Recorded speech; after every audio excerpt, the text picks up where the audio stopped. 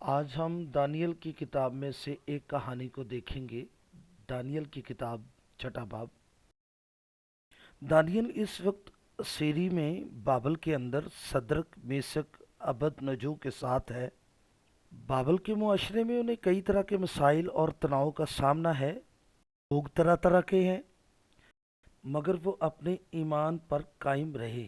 خدا نے بھی دانیل کو برکت بخشی، حکمت میں اور خوابوں کی تعبیر کرنے میں۔ اس وقت بابل کا بادشاہ نبوکت نظر تھا۔ بادشاہ نے خواب دیکھا جس کی تعبیر کوئی نہ کر سکا۔ دانیل کو بادشاہ کے آگے بلایا گیا تاکہ وہ خواب کی تعبیر کرے، اور وہ بھی خواب کو سنے بغیر۔ خواب بابل کی سلطنت کے بارے میں پیش گوئی سے متعلق تھا، جو خوش آئند بات نہ تھی۔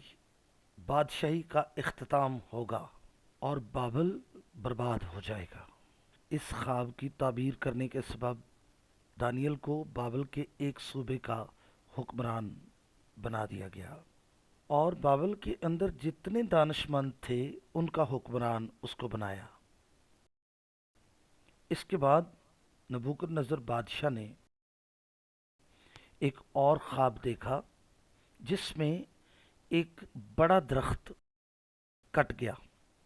دانیل نے خواب کی تعبیر کی، جس کا مطلب یہ تھا کہ بادشاہ معاشرے سے باہر نکال دیا جائے گا جب تک وہ یہ معلوم نہ کر لے کہ جو کچھ اس کے پاس ہے یہ سب کچھ خدا نے اسے بخشا ہے، اور کوئی چیز بھی اپنے قوت بازو سے حاصل نہ کی۔ اور 1 سال کے بعد یہ خواب پورا ہوا، اور نبوکت نظر نے آسمان کے خدا کو پہچانا۔ 7 سال تک وہ بادشاہ آوارہ رہا، پھر خدا نے اس کو اس کے تخت حکومت پر بحال کیا۔ کا بقیہ دور حکومت بہت بابرکت رہا، تاہم جلد ہی نبوکد نظر کا بیٹا بیلشزر اس کی جگہ بادشاہ ہوا۔ اس نے خدا کی تعظیم نہ کی۔ اس نے اپنے امراء کے ساتھ ان برتنوں میں شراب پی جو اس کا باپ ہیکل سے لایا تھا۔ اس عمل سے اس نے اپنے بتوں کی تعریف اور پرستش کی۔ اس بے عزتی کے رد عمل میں ایک ہاتھ ظاہر ہوا جس نے نامعلوم زبان میں دیوار پر کچھ لکھا۔ بادشاہ بڑا ہراساں ہوا اور اس نے حکیموں کو بلایا تاکہ خواب کی تعبیر کریں۔ صرف دانیل نے اس تحریر کی تشریح کی جس میں اس نے بتایا کہ بیلشزر بادشاہ کی بادشاہی کا آخر ہوگا، کیونکہ اس نے خدا کی بے عزتی کی ہے۔ اسی رات بیلشزر بادشاہ مر گیا اور اس کی جگہ پر دارا بادشاہ ہوا۔ جلد ہی بادشاہ دانیل کی کامیابی کو جان گیا اور اسے ساری مملکت کا حاکم ٹھہرایا۔ یہ بات دوسرے آفیسر کو نہ بھا سکی۔ انہوں نے دارا بادشاہ کو قائل کر کے ایک قانون پاس کروایا، دارا بادشاہ کے علاوہ کسی کی پرستش کرنے والے کو قتل کر دیا جائے، اور اس نوشتے پر دستخط ہوئے۔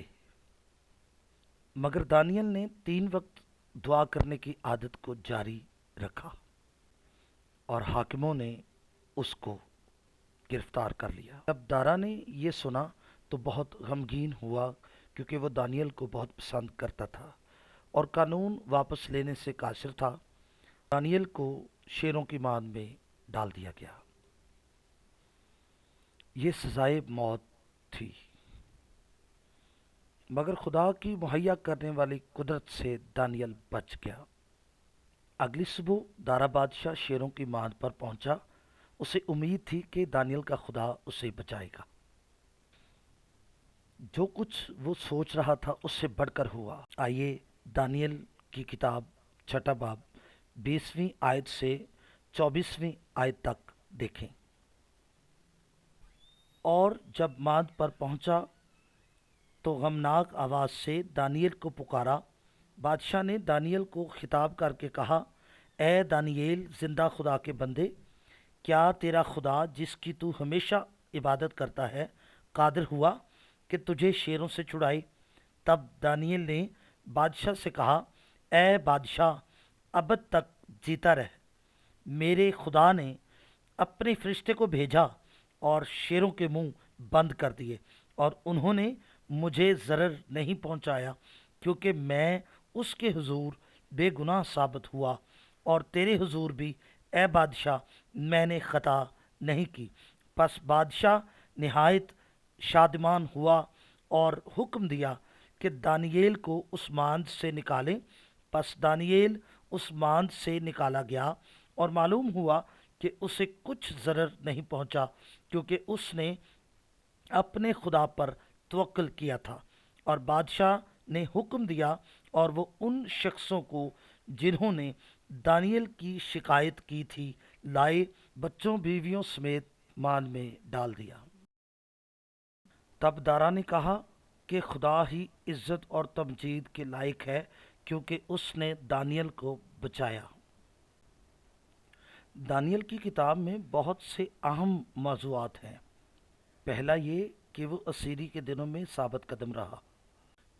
اسرائیل کی قوم منتشر تھی، دانیل اسیر ہو کر پردیسی ملک میں تھا، پھر بھی وہ اپنے لوگوں اور خدا کے ساتھ وفادار رہا، حالانکہ اس کو بابلی ثقافت کا سامنا تھا، تو بھی وہ خدا کے ساتھ وفادار رہا۔ ہم دانیل کی کتاب میں دیکھتے ہیں کہ وہ اپنی دعا میں بڑا پرعزم تھا، ایک دعائیا سورما۔ نہ صرف وہ روزانہ دعا کرتا تھا بلکہ بڑے محاذوں کے لیے دعا کا سہارا لیتا تھا۔ دوسرے باب کی 18ویں آیت میں صدرک میشک ابد نجو کو دعائیا درخواست کرتا ہے تاکہ بادشاہ کے خواب کا راز اس پر کھلے۔ چھٹے باب کی 10ویں آیت اس کی دعائیا عادت کا بیان ہے۔ جب دانیل نے معلوم کیا کہ اس نوشتے پر دستخط ہو گئے تو اپنے گھر میں آیا، اور اس کی کوٹھڑی کا دریچہ یروشلم کی طرف کھلا تھا۔ وہ دن میں 3 مرتبہ حسب معمول گھٹنے ٹیک کر خدا کے حضور دعا اور اس کی شکر گزاری کرتا رہا۔ بہت اہم ہے، دانیل کی کہانی خدا کے جلال کی کہانی ہے۔ خدا اپنے لوگوں کے لیے ہمیشہ موجود رہتا ہے۔ خدا دانیل کے ذریعے اپنا جلال ظاہر کرتا ہے تاکہ بابل کے لوگوں کے درمیان اس کا نام جانا جائے۔ وہ بابل کے بادشاہوں کے سامنے اپنا نام اونچا کرتا ہے، اور وہ کس قدر محدود ہیں یہ ظاہر کرتا ہے۔ نبوکد نظر بادشاہ کو خدا نے حلیم کیا، حالانکہ وہ اپنے رتبے اور تخت اور بادشاہی میں بڑا مغرور تھا۔ اس نے بیلشزر کو مارا اور اس کی سلطنت کو 2 حصوں میں منقسم کیا، اور خدا نے اپنے زور بازو سے دانیل کو شیروں کی ماند سے بچایا، جب دارا بادشاہ ایسا نہ کر سکا۔ دانیل کی ساری کہانی میں خدا نے نہ صرف دانیل کی ضرورتوں کے لیے مہیا کیا بلکہ اس کو حکمت اور خوابوں کی تعبیر کا علم بخشا تاکہ بادشاہی کی مدد کر سکے۔ اس نے اپنی بھلائی کو مختلف بادشاہوں کے لیے جاری کیا، اور جو دشمن دانیل کے خلاف سر اٹھاتے تھے ان سے انہیں ہمیشہ محفوظ رکھا۔ دانیل کو یہ سب کچھ بخشنے کے سبب خدا نے اپنے نام کو جلال بخشا کہ وہی قادر مطلق خدا ہے۔ خدا میرے اور آپ کے لیے آج بھی یہی کر سکتا ہے۔ خدا اپنے جلال کی دولت کے موافق ہماری ضرورتوں کے لیے مہیا کرے گا۔ خدا وہ سب کچھ نہیں دیتا جو ہماری خواہشات ہیں، بلکہ وہ ہماری ضرورتوں کے موافق مہیا کرتا ہے تاکہ خدا کے نام کو عزت اور جلال ملے۔ خدا ہمیں اس لیے برکت نہیں دیتا کہ ہم بہت زیادہ بڑھ جائیں اور ہمارا طرز زندگی بہت بلند ہو۔ خدا ہمیں اس لیے برکت دیتا ہے تاکہ ہم اس کی تمجید کریں اور جو کچھ زمین پر ہے اس سے اس کا نام اونچا کریں۔ دانیل کی کتاب ہمیں سکھاتی ہے، یہ بات مانی نہیں رکھتی کہ ہم کیسے حالات میں ہیں یا کن چیزوں میں سے ہو کر گزر رہے ہیں اور ایسے نتائج کی توقع کرتے ہم اپنے سامنے رکھے ہوئے۔ پرستش کرنا خدا ہی کو روا ہے، کیونکہ اب تک ہمیں اجر دینے والا وہی ہے۔ ہمیں زمین پر عارضی طور پر رکھا گیا ہے۔ آؤ دعا کریں۔ آسمانی باپ، تیرا قدوس نام مبارک ٹھہرے اور زمین پر تیری بادشاہی پھیلے۔ خداوند ہماری زندگیوں میں برکت دے۔ ہم بہترین زندگی کے لیے دعا نہیں کرتے، ہم مادی چیزوں کے لیے، جائیداد کے لیے دعا نہیں کرتے، بلکہ جس مقصد کے لیے تو نے ہمیں بلایا ہے، ہم تیرے نام کو عزت جلال دینا چاہتے ہیں، اور جن سے ہمارا رابطہ ہوتا ہے انہیں تجھے اور تیرے بیٹے کو بیان کریں۔ ہمارے خاندانوں کو برکت بخش، ہمارے خاندانوں کو شاگردیت کی روح بخش تاکہ وہ سیکھیں، اور خداوند ہم ہمیشہ اپنی آنکھیں تیری طرف لگائی رکھیں، یسوع مسیح کے نام میں، آمین۔ خدا باپ آپ کو برکت بخشے۔